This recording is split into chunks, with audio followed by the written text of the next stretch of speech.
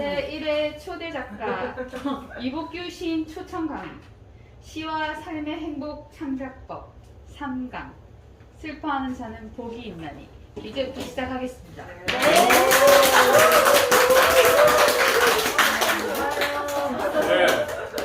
반장님을 제목해 주신 그제대로 북스 이철민 대표님 감사합니다.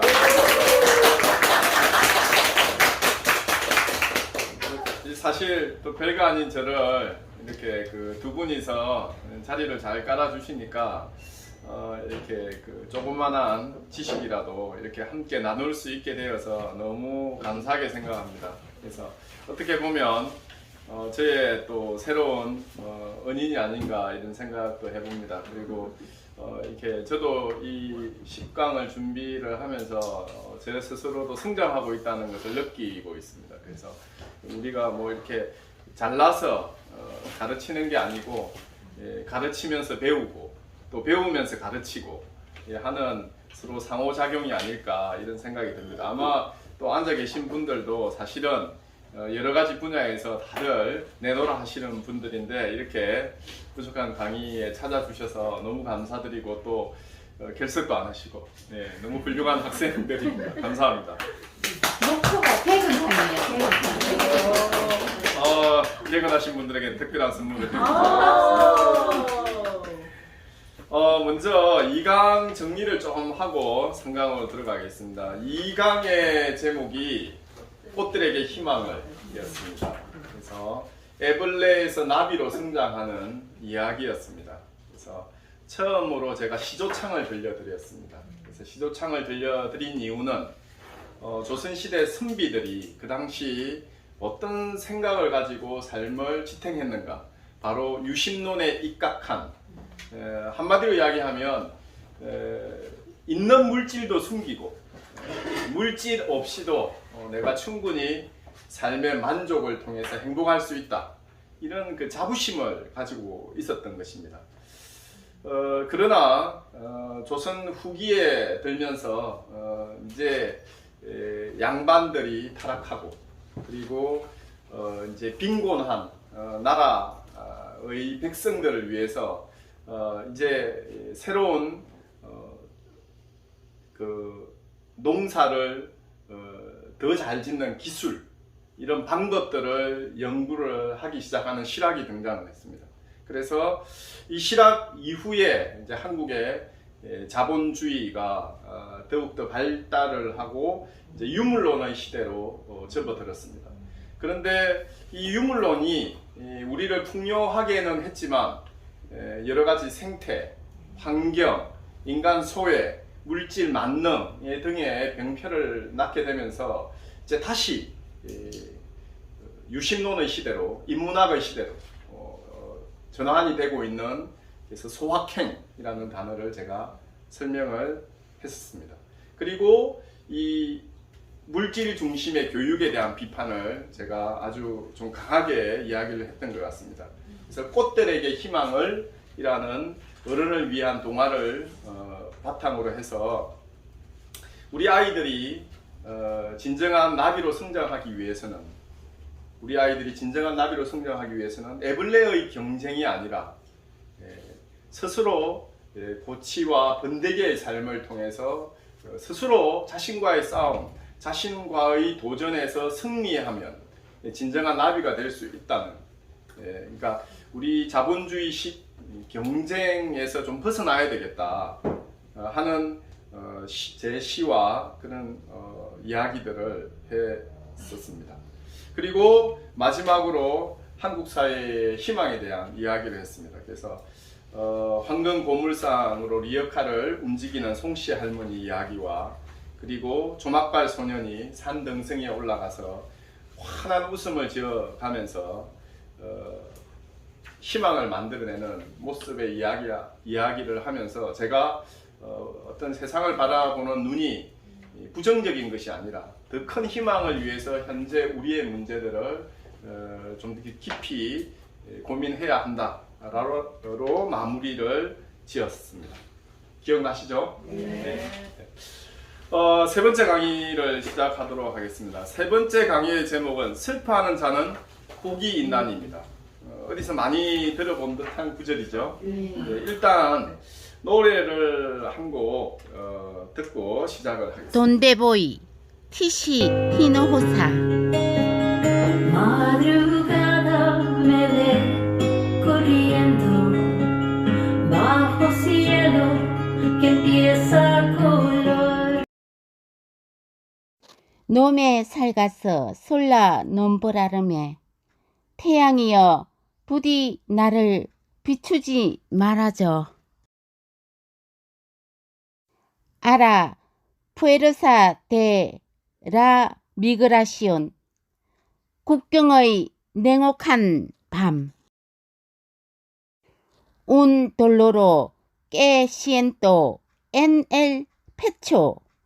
가슴 속에 느껴지는 이 고통은 에스미 알맞게 예레데 아모르 쓰라린 사랑의 상처. Pienso en ti y tus brazos que esperan. 당신의 품이 그리워. Tus besos y tu pasión. 당신의 키스와 열정이. 돈데보이 돈데보이 어디로 난 어디로 가야 하나. 에스피란자 에스미 데스티나시온 희망을 찾아 헤매고 있어. 솔로 에스토이 나 홀로 외로이. 보러 엘몬테 프로푸코 메 보이 사막을 헤치며 도망자처럼. 디아스 세마나스 이 메세스 하루 이틀 날이 가고 달이 가고. 빠사무이 레호스데띠 점점 멀어지는 당신. 무이 프론토 테예가 운 디네로 머지않아 당신은 꼭. 요테 끼에로 테네로 훈토 아미 내 곁에 와줬으면 해. 엘 트라바호 메이에나 라스 후라스 일만 하며 지내는 타국의 일상. 투리사노 푸에도 올리비다르 그래도 당신의 미소를 지울 수가 없어. 비비려신 투 아모르 노 에스비다 당신 없는 삶은 무의미의 삶. 비비르데 프로푸코 에스 이구알 도망자처럼 사는 무의미한 삶. 돈데보이 어디로 난 어디로 가야 하나. 에스페란사 에스미 데스티나시온 희망을 찾아 헤매고 있어. 솔로 에스토이 나 홀로 외로이. 보로 엘 몬테 프로푸코 메 보이 사막을 헤치며 도망자처럼. 돈데보이 어디로 난 어디로 가야 하나. 에스페란사 에스미 데스티나시온 희망을 찾아 헤매고 있어. 솔로 에스토이 나 홀로 외로이. 보르엘 몬테 프로푸코 메보이 사막을 헤치며 도망자처럼. 보르엘 몬테 프로푸코 메보이 사막을 헤치며 도망자처럼. 돈데보이는 1989년도에 그 멕시코 출신의 가수 티시 히노호사의 노래입니다. 이게 멕시코가 오랫동안 스페인의 그 지배를 받았기 때문에 이게 멕시코에서는 스페인어를 많이 씁니다. 이 노래는 이제 멕시코가 못 사는 나라이기 때문에 더 잘 사는 미국으로 이제 미립국하는 한 젊은이의 이야기입니다. 그래서 사랑하는 사람을 두고 떠나서 뭔가 좀 새로운 삶을 이렇게 시작하고자 하는 젊은이의 마음이 잘 녹아 있긴 하지만 그 이면에 담겨져 있는 슬픔. 제가 그 작년에 코로나 이전에 에티오피아 봉사활동을 잠깐 다녀왔었는데 그때 기억나는 게 너무 힘든, 그러니까 한 달에 월급이 거의 뭐 20만 원이 안 되는 그 정도의 아주 그러니까 이제 수준이, 그러니까 이제 정말 그 젊은이들이 나를 데려가 달라 한국으로 그렇게 부탁하는 젊은이들 제법 많이 있었습니다. 그러니까 너무 힘드니까 삶이. 그리고 이제 세상은 인터넷 세상으로 되어서 어느 나라가 어떻게 살고 있는지 다 알지 않습니까? 옛날에는 몰랐기 때문에 이제 내가 얼마나 불행한지를 몰랐기 때문에 행복했었는데 지금은 이제 인터넷으로 다 보게 되니까 내가 지금 여기서 이렇게 살아서는 희망이 없다라는 걸 이렇게 알고 있으니까 이제 자꾸 미립국을 하고 밀항을 하는 것이겠죠. 혹시 아빠 찾아 산말리라는 프로그램 혹시 보신 적이 있습니까? 지금은 종방이 되었습니다. EBS에서 한국에서 와서 일하는 노동자의 애환을 담은 프로그램인데 한국의 그 인종과 민족에 대한 차별이 좀 심한 그걸 조금 우리가 개선시키기 위해서 우리나라에 들어와 있는 노동자의 이제 한 가족을 몰래 이제 그 이벤트로 한국에 와서 아빠를 만나는 프로그램입니다. 지금 한국은 외국인 노동자가 한 100만 명 시대입니다. 그리고 다문화 가정만 40만 가구가 넘습니다. 이제 한민족이라는 단어는 사라져야 하는 단어입니다. 한민족이라는 단어 자체가 굉장히 편협하고 국수적이고 사실은 차별적 요소가 많이 들어가 있는 단어입니다. 아빠 찾아 산말리를 볼 때마다 저는 울었던 것 같습니다. 그러니까 이제 이 비행기 싹시 아까워가지고 집을 몇 년 동안 가지를 못하는 거예요. 그러니까 이제 얼마나 보고 싶었겠습니까? 그러니까 뭐 제가 그 프로그램을 볼 때마다 그 안에 등장하는 가족은 거의 100% 울었고요. 저도 거의 울었던 것 같습니다. 어떻게 보면 행복이란 멀리 있는 것이 아니지 않을까, 함께 있는 것 자체로서 삶의 기적이고 그 순간이 행복이다, 이런 생각을 실감하게 되었습니다. 사실 한국이 이렇게 잘 살게 된 것은 오래지 않습니다. 뭐 저도 연식이 조금 되어서 어렸을 때 이렇게 못 먹고 못 살던 기억이 납니다. 저만 그랬던 것도 아니고 다들 그랬던 것 같습니다. 그래서 반에서 보면 얼굴 버짐이, 그러니까 일종의 피부병이죠. 못 먹어서 생기는 버짐이 있는 아이들도 굉장히 많았고, 그 다음에 여러 우리 뭐 대변 검사하면 이게 그 식습관이나 이 위생 환경이 좋지 않아서 많은 질병들이 있었던 기억이 납니다. 그래서 근데 이제 우리나라 사람들도 그런 과거가 있음에도 불구하고 외국인 노동자들이 한국에 왔을 때 한국인들의 또 다른 차별이 심한 것 같습니다.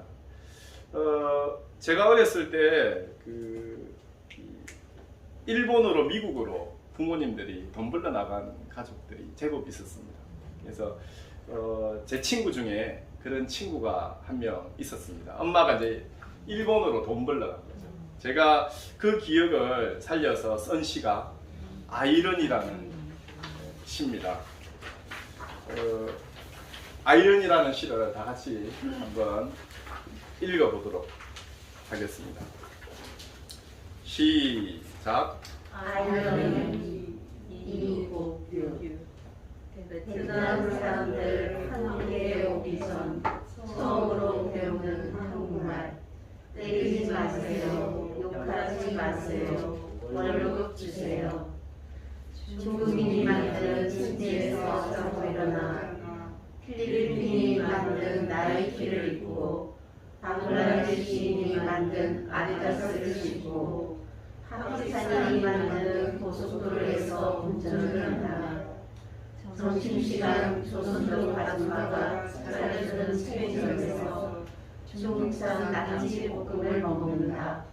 태국에서 만든 화분에 꽃을 피우고 베트남에서 만든 모자를 쓰고 스리랑카에서 만든 자전거를 탄다.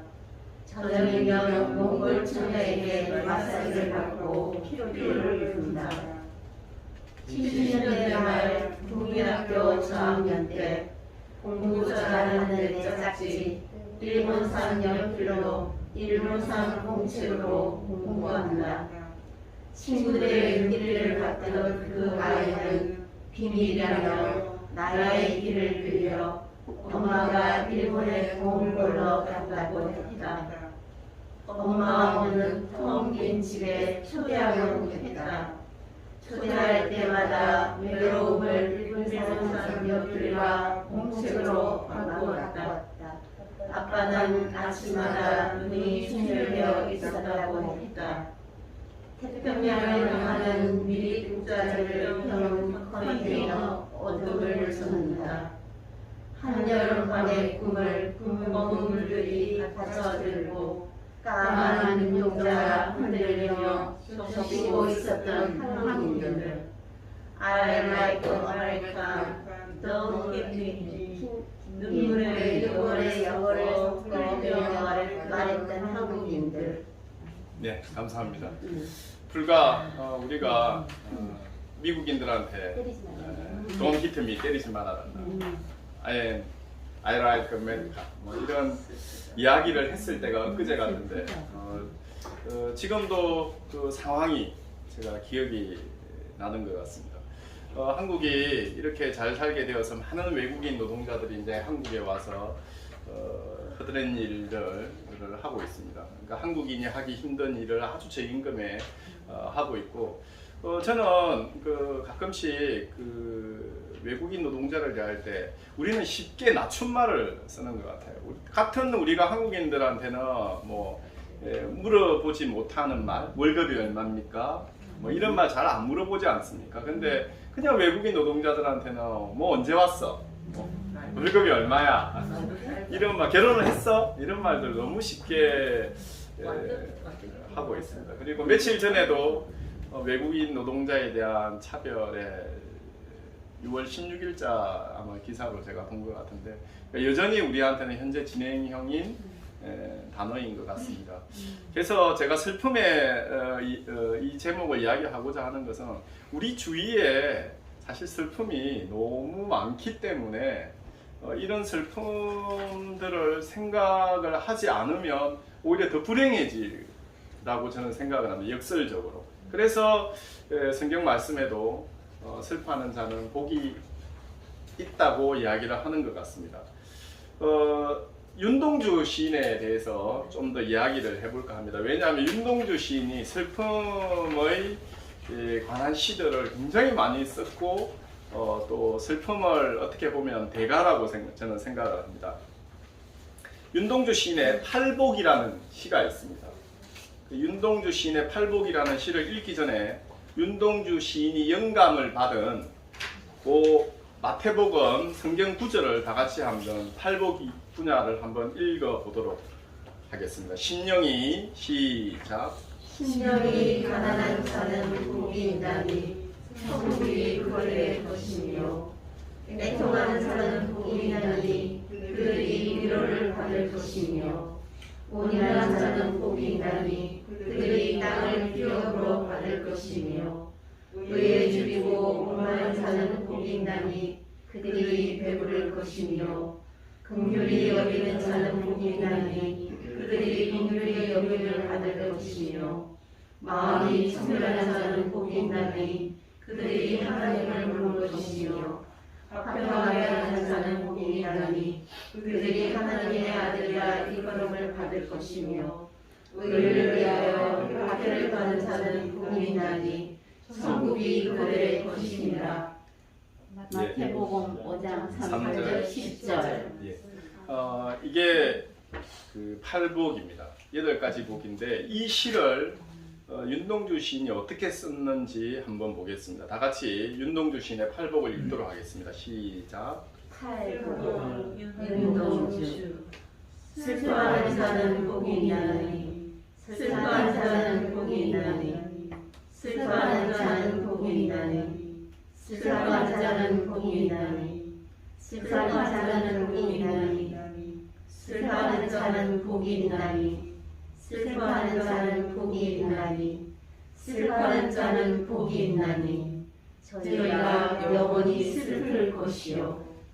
그러니까 이 시를 읽으면 일단 마음이 녹아내려요.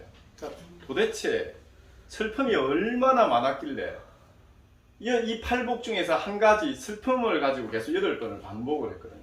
윤동주 시 속에서 이렇게 지나치게 반복을 쓴 시가 없습니다. 이 마지막에 저희가 영원히 슬플 것이요를 가지고 해석이 분분합니다.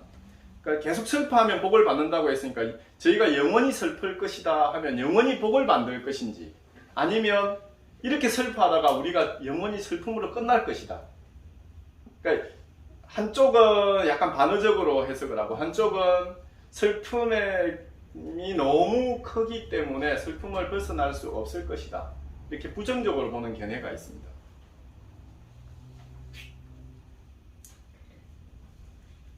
윤동주 시인은 만주 용정에서 태어났습니다. 그리고 기독교 집안에서 자라서, 그리고 평양과 서울, 지금 연세대학교를 졸업한 수재였습니다, 사실은. 그리고 일본으로 유학까지 성공한 학생이었습니다. 아마 윤동주 시인이 별 일이 없었으면 아마 일본 유학을 마치고 한국에 돌아왔으면 최고의 엘리트 대접을 받으면서 아마 먹고 사는 일은 평생 걱정하지 않았을 것 같습니다. 근데 윤동주 시인은 이 우리 민족의 슬픔에 대해서 결코 멀리할 수 없었던 것입니다. 그것은 아마 시인의 양심이지 않을까. 윤동주라는 영화에도 보면 나와 있지만 윤동주 시인은 선동가가 아니었습니다. 부끄러움의 미학, 성찰의 미학이라고 하거든요. 그러니까 끊임없이 이 나라가 식민지에 있는데 나는 먹고 살기 위해서 일본으로 가고, 이런 과정이 가슴이 아팠던 것 같습니다. 우리가 이런 시대적 양심을 지니고 살아가기가 쉽지 않았을 것 같지 않습니까? 그 시대라면 적어도. 그래서 윤동주 시인이 쉽게 지어진 시를 적게 됩니다. 다 같이 한번 읽어보도록 하겠습니다. 시작. 쉽게 지어진 시 윤동주. 창밖에 감기가 속살거려 육척방은 남해나라. 시인이란 슬픈 청년인 줄 알면서도 한 줄 시를 적어볼까.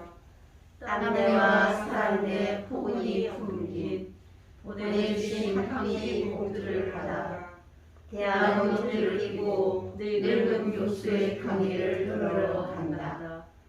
나는 그에 보면 어린 때 동무들 하나 둘 죄다 잃어버리고 나는 무얼 바라 나는 다만 홀로 신정하는 것이다. 인생은 살기 어렵다는데 시가 이렇게 쉽게 쓰여지는 것은 부끄러운 일이다. 육척방은 남해나라. 창밖에 밤비가 속살거리는데 등불을 밝혀 어둠을 조금 내몰고 시대처럼 올 아침을 기다리는 최초의 나는 나에게 작은 손을 내밀어 눈물과 미안으로 적는 최초의 악수. 네. 이 시는 일본에서 쓴 시입니다. 그러니까 육척방이라는, 이게 일본은 다다미 하나를 한 첩이라고 해서 6첩방은 다다미 6개가 깔려 있는 방이라고 생각하시면 되겠습니다. 그래서 이제 아마 일본의 하숙방에서 아마 밖에서 비 오는 소리를 들으면서 내가 왜 일본까지 왔을까 라는 회의와 그리고 내가 잘 살기 위해서 모든 것을 버리고 여기에 와서 내가 무엇을 하는가 하는 반성을 하면서 마지막 구절에 보시면 등불을 밝혀 어둠을 조금 내몰고 시대처럼 올 아침을 기다린 최후에라. 뭔가 좀 결심을 한 것 같습니다. 내가 이렇게 살지는 말자. 적어도 민족을 위해서 내가 조금의 불탑을 쌓아야 되겠다라고 생각을 하고 이제 그 일본에서 독립운동을 하기 시작을 하는 것 같습니다. 그리고 마지막에 보면 나는 나에게 작은 손을 내밀어 눈물과 위안으로 잡는 최초의 약속. 뭐 이건 이렇게 보시면 될 것 같습니다. 그러니까 스스로에게 동주야 잘했어. 넌 할 수 있을 거야. 라고 우리 마음이 이제 이상과 어떻게 보면 현실로 분리가 되어 있는데 그것을 처음으로 악수를 했다. 그러니까 내가 이상적인 삶을 살기 위해서 행동으로 옮겼다. 이렇게 보시면 되겠습니다. 그리고 이 윤동주 시인의 마음이 얼마나 따뜻했는지 이 병원이라는 시를 보시면 이게 잘 알려져 있지는 않는 것 같은데 이 시를 저는 굉장히 좋아합니다. 병원이라는 시를 다 같이 한번 읽어 보겠습니다. 시작. 병원 윤동주. 살구나무 그늘로 얼굴을 가리고 병원 뒤뜰에 누워 젊은 여자가 흰옷 아래로 하얀 다리를 드러내놓고 유방유를 한다. 한나절이 기울도록 가슴을 앓는다는 이 야절을 찾아오는 뒤 나비 한 마리도 없다. 슬프지도 않은 살구나무 가지에서 바람을 쫓아왔다. 나도 모를 아픔을 오래 참다 처음으로 이곳에 찾아왔다. 그러나 나의 늙은 의사는 젊은이의 병을 모른다. 나한테는 병이 없다고 한다. 이 지나친 시련, 이 지나친 피로 나는 성대서는 안 된다. 여자는 자리에서 일어나 옷깃을 넘기고 화단에서 금자나 한복이를 따 가슴에 꽂고 병실 안으로 사라진다. 나는 그 여자의 건강이 아니 내 건강도 속히 회복되기를 바라며 그가 누웠던 그 자리에 누워본다. 네.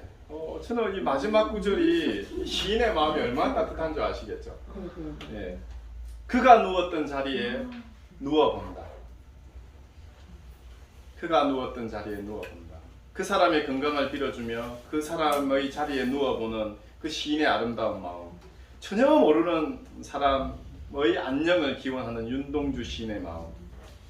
적어도 시인은 좋은 시를 쓰기 위해서는 이런 마음이 바탕에 있어야 되지 않을까. 그러면 좋은 시가 나오지 않을까. 그러면 삶이 행복해지지 않을까 라고 생각을 합니다.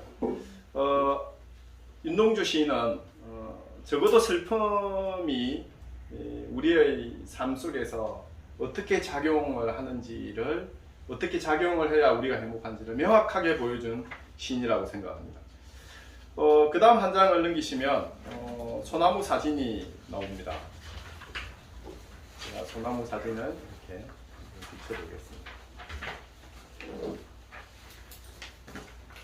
자, 이 소나무 두 그루 모습을 보십시오. 가지가 어느 쪽으로 뻗어 있습니까? 닿지 않는 곳. 예, 서로 맞물리는 방향에서는 가지가 적고 잎도 적죠. 이걸 누가 가지치기를 해서 이런 게 아니라 소나무 스스로가 상대방의 소나무에게 피해를 주지 않으려고 서로가 노력하는 겁니다. 정말 신기하지 않습니까? 그래서 이 소나무가 겹쳐지지 않도록 바깥쪽으로 자라는 거죠. 이게 이 소나무가 함께 살기 위한 소나무의 방법입니다. 자, 우리 인간은 어떻습니까? 적자 생존을 많이 이야기하죠. 내가 너를 밟고 일어서지 않으면 내가 죽는다. 이런 생각이 너무 만연화되어 있습니다. 만물의 영장인 인간이 서로 배려하지 않는 것을 보면 만물의 영장이라고 말하기가 참 부끄럽습니다. 현재 지구의 인구가 약 78억 정도 됩니다. 근데 일단은 못 먹고, 그러니까 먹고 사는 문제가 해결되지 않은 인구가 지구의 약 한 10% 정도 된다고 합니다. 우리는 한쪽은 과식으로 비만, 살과의 전쟁을 벌이고 있고 한쪽은 기아로 허덕이고 있습니다. 이 문제를 아직도 해결하지 못하고 있습니다. 근데 1년간 강대국들이 무기 실험을 하고 무기를 구입하고 하는데 들어가는 비용은 상상을 초월합니다. 저희 국방 예산이 저희 나라의 예산의 10%, 약 한 40조에 가깝습니다. 엄청난 돈입니다. 전 세계 강대국들이 무기 실험을 자제를 하고 절제를 하고 무기를 만들지 않고 그 돈의 약 1%만 가난한 나라의 식량을 원조를 해도 모든 문제가 해결이 될 정도입니다. 근데 그렇게 못하고 있습니다. 여러 가지 이유에 있어서. 특히 저는 교육비 예산이 국방부 예산의 절반이 채 안 된다는 게 너무 안타깝습니다. 저는 개인적으로 학교의 건물을 좀 고급스럽게 지었으면 좋겠습니다. 학교의 건물 거의 사각형입니다. 네, 너무 단순한 구조고 또 학교의 건물의 정원도 좀 아름답게 꾸미면 아이들이 그걸 보고 자라지 않습니까? 근데 그 터가 없어가지고 그 사각 건물에다가 도심 가운데에 정말 정원 하나도 없는 학교들 너무 많습니다. 아이들이 아름다운 것을 봐야 아름답게 자랄 텐데 거기에 쏟아붓는 예산이 너무 적습니다. 특히 건물은 저는 더 많은 돈을 투자를 해야 되지 않나 생각을 하고 더 털을 좀 넓게 써가지고 정원도 좀 많이 만들어서 아이들이 계절마다 다양한 꽃들을 봐야지만 좀 더 마음이 아름다워지지 않을까 이런 생각을 해봅니다. 우리는 이 나무의 사진을 보고 배워야 합니다. 자연은 사실 적자 생존이 아닙니다. 따지고 들면 스스로 균형을 맞추는 것이죠.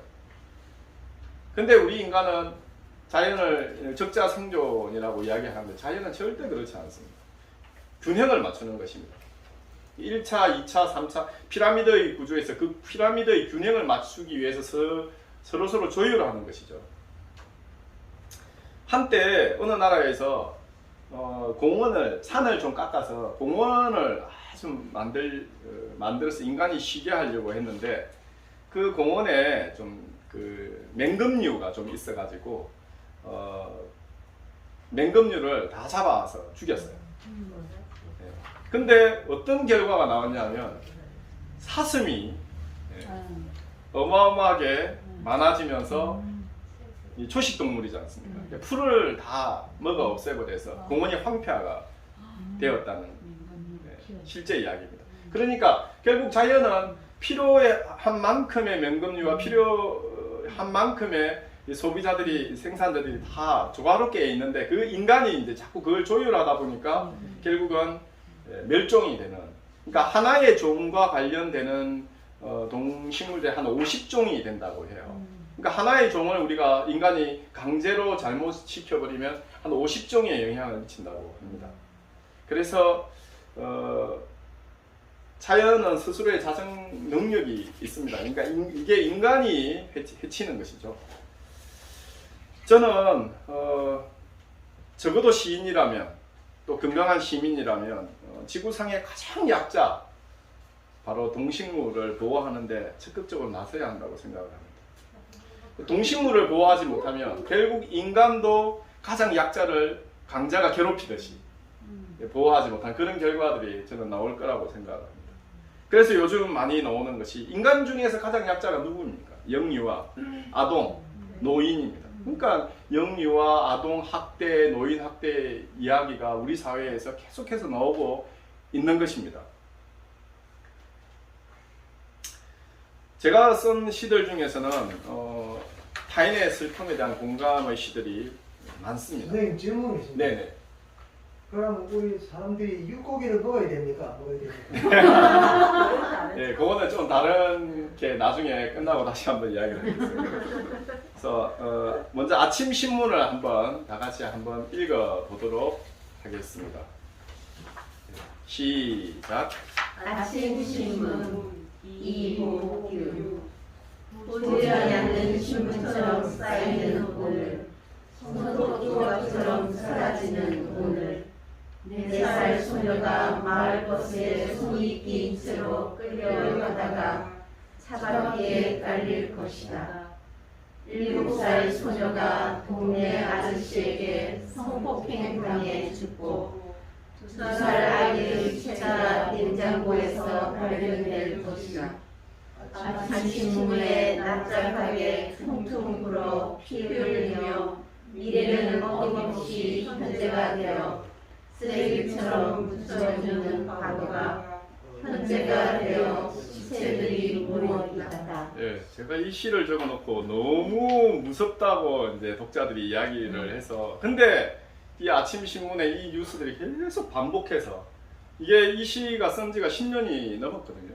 근데도 이 시가 10년 전의 시라고 느낌이 안 들지 않습니까? 요즘 변형뉴스 같은 예, 라는 시가, 그래서 제가 이 아침 신문을 약간 미래형으로 계속 하면서 이 미래가 결국 현재가 될 것이다라는 좀 섬뜩한 시를 적게 되었습니다. 안타깝기 그지없는 상황이죠. 그 다음에 제가 사는 곳이 저기 문동, 그제 문동 쪽, 폭포 쪽에 근처에 살고 있습니다. 근데 해마다 여름이 되면 이 문동 폭포에 희한한 일들이 벌어집니다. 바로 개들이 한두 마리씩 거리를 떠돌고 있습니다. 그러니까 이제 개들을 유원지에 버리고 가는 거죠. 예, 놀러 왔다가 놓고 자연스럽게 놓고 그냥 빼버리는 겁니다. 근데 정말 웃긴 것은 코로나 때문에 작년과 올해는 그 개가 안 보이더라고요. 놀러 온 사람이 적어서 그런지 외지에서 웃지 못할 일입니다만은 뭐 그제도 유기견 센터가 있습니다. 그냥 옛날에 열심히 일하셨던 분들 이야기를 들어보면 계속 많아지고 있고 안락사를 계속 시키고 있고 장소가 부족하고 하는 이야기를 들을 때마다 아마 아이들이 거기 자원봉사를 많이 오거든요. 아이들이 어떤 생각을 하겠습니까? 결국 약자들은 이렇게 버려질 수도 있다라는 것을 아이들이 좀 깨닫지 않을까 싶어요. 그래서 제가 쓴 시가 유기견의 발입니다. 유기견의 발을 다 같이 한번 읽어보겠습니다. 시작. 유기견의 발 이복규 발은 발걸음을 도저히 따라잡을 수 없었다. 빨간 손톱에 그녀는 멀어졌는데 발만 남아 동동거린다. 짖는 소리보다 더 빨리 사라지는 그녀. 발자국 소리마저 지우고 가는 자동차. 너를 잊고 싶은 여자의 눈. 친구의 소리로 날카롭다. 그 여자의 그 소리 다시 들을 수 없는 푸른 밤. 당신과 함께했던 시간들을 버려지고 달리는 차에 납작하게 붉게 물드는 발. 절망을 부르면 과거라 불리는 순간순간들. 인주처럼 겹겹이 누워 마지막이 된다.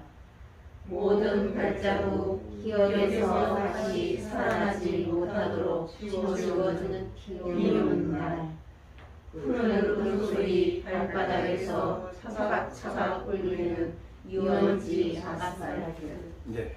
그래서 이제 그 비참한 최후를 맞는 개들 중에는 이제 결국은 달리는 차에 계속 주인을 기다리다가 잘 안 떠납니다. 주인이 버리고 그 자리에 계속 머물다가 결국은 밤에 차 사고가 나서 목숨을 다하죠. 저는 어떤 식으로든지 간에 약자를 보호하는 사회가 되지 않으면 결국 제가 약자가 될 수 있기 때문에 결국 저도 버림을 당할 것이다 라고 생각을 합니다. 10분간 쉬겠습니다.